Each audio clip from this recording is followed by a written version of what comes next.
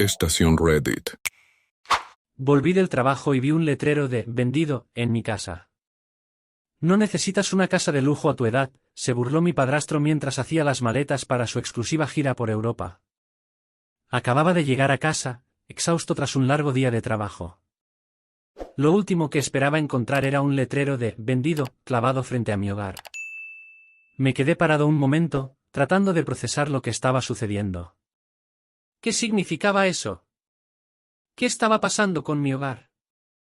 Entré corriendo, desesperado por encontrar a mi madre. Pero, en lugar de ella, encontré a Lucas, mi padrastro, con una sonrisa que más parecía un desdén disfrazado. Estaba con las maletas listas, como si nada estuviera ocurriendo, y parecía completamente ajeno al caos que acababa de crear. ¿Qué está pasando aquí?, pregunté, con la voz casi quebrada por la rabia. Lucas parecía tan tranquilo que eso solo aumentaba mi frustración. Me miró, como si fuera obvio. No necesitas una casa de lujo a tu edad. Vi una oportunidad y la aproveché. Refinancié la casa para garantizar algo más seguro para nosotros, para nuestra estabilidad. ¿Estabilidad? Sentí que mi sangre hervía. ¿Qué quería decir con eso? ¿Cómo había podido hacer algo así sin mi autorización, sin avisar a nadie? Estaba completamente atónito. Sabía que la casa estaba a nombre de mi madre, pero ella no tenía ningún derecho a tomar decisiones así sola, y mucho menos sin consultar a nadie. Mi cerebro comenzaba a procesar la gravedad de la situación. Había hecho algo mucho más oscuro, mucho más traicionero de lo que podía imaginar. Y fue en ese momento, mientras Lucas sonreía como si hubiera ganado, que comprendí algo. No podía dejar que esto pasara. Tenía que hacer justicia. La venganza no sería solo una opción, sería inevitable. Después de estar unos minutos paralizado por la ira, decidí que necesitaba actuar con estrategia.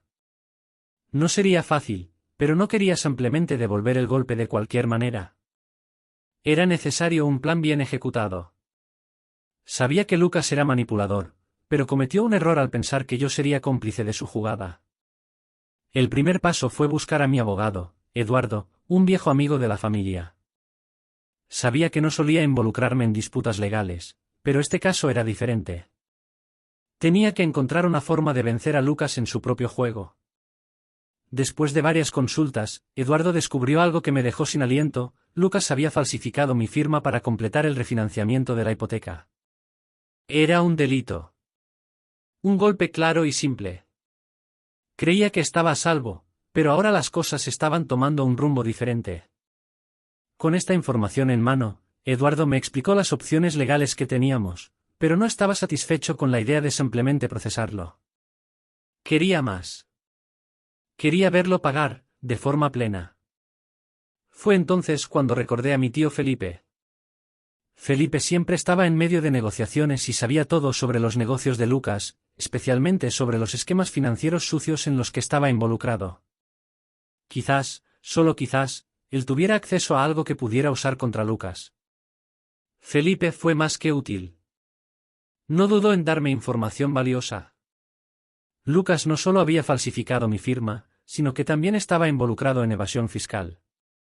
Ocultaba una fortuna en cuentas en el extranjero y utilizaba una serie de tácticas sucias para lavar dinero.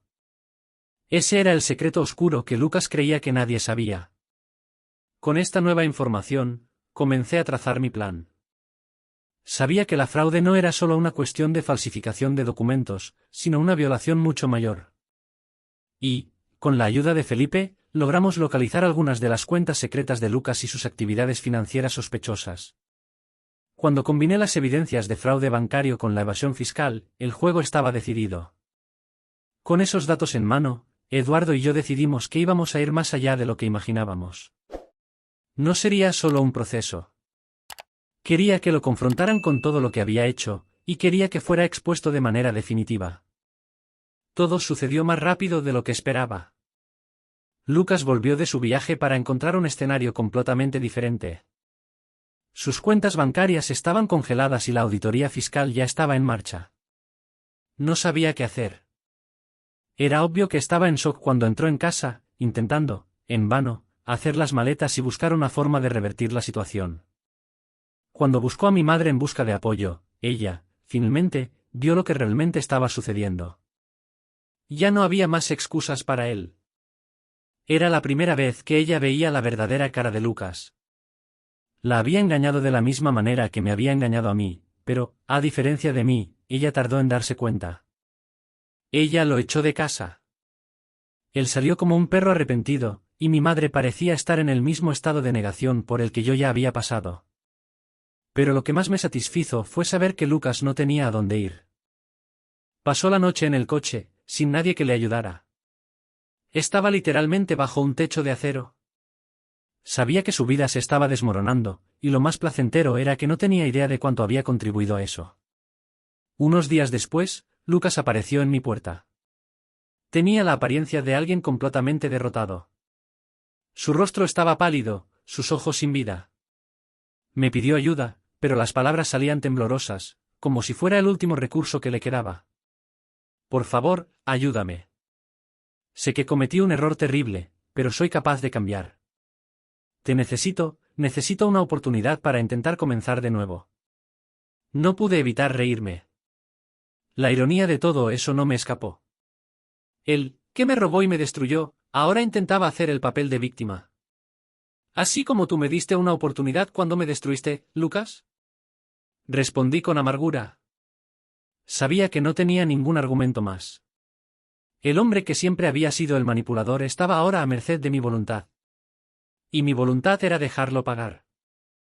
Cerré la puerta en su cara. Y, por primera vez en mucho tiempo, me sentí en control de mi vida. En los días siguientes, Lucas intentó luchar contra lo inevitable. Intentó recurrir, buscando una brecha legal que le liberara de las acusaciones. Pero cuanto más intentaba, más se hundía. Las pruebas en su contra eran claras, y las autoridades fiscales estaban tras él. Mi madre, dándose cuenta de la gravedad de la situación, entró en pánico. Quería convencerme de ayudarle, diciéndome que debía darle una oportunidad al hombre que había sido su compañía durante tantos años. Pero ya no había más oportunidades. No había nada que él pudiera hacer para revertir el daño que causó. Fue entonces cuando Felipe me llamó para decirme que Lucas estaba intentando huir al extranjero. Creía que, lejos del país, podría escapar de las consecuencias de sus crímenes. Era un intento desesperado de evadir la justicia, pero no contaba con algo crucial: la justicia siempre alcanza a quienes piensan que pueden escapar. El destino de Lucas estaba sellado. Intentó embarcarse hacia un país donde las leyes eran más laxas, donde creía que podría esconderse. Pero no contaba con la red de información que Felipe y yo teníamos. Las autoridades lo estaban esperando, y poco después fue arrestado al intentar salir del país. Supe la noticia a través de Felipe, que parecía más aliviado que nadie. Para él, era como si un peso se levantara de sus hombros. Y para mí, era como una sensación de victoria amarga. Lucas estaba preso. Su castillo de mentiras se desmoronó, y ya no tenía dónde esconderse. Una de las mejores sensaciones fue recuperar parte del dinero que Lucas desvió de mí. Fue un proceso largo y lleno de obstáculos, pero cada centavo fue una victoria. Lo mejor de todo era que, con el dinero recuperado, finalmente pude comprar la casa de nuevo. No había más riesgo de perderla para siempre. Ahora estaba en control. Con la casa nuevamente a mi nombre y una cuenta bancaria estable, finalmente sentí que había comenzado una nueva fase en mi vida. Ya no era más una víctima. Era el dueño de mi destino, sin nadie que me aprisionara. Nunca más necesitaría vivir con la sensación de estar atrapado en algo o alguien. Lucas perdió todo: la casa, la fortuna de la que tanto se enorgullecía, la libertad y la dignidad. Estaba condenado a vivir con las consecuencias de sus acciones. ¿Y yo? Seguí adelante. No había más deudas, no había más presiones familiares.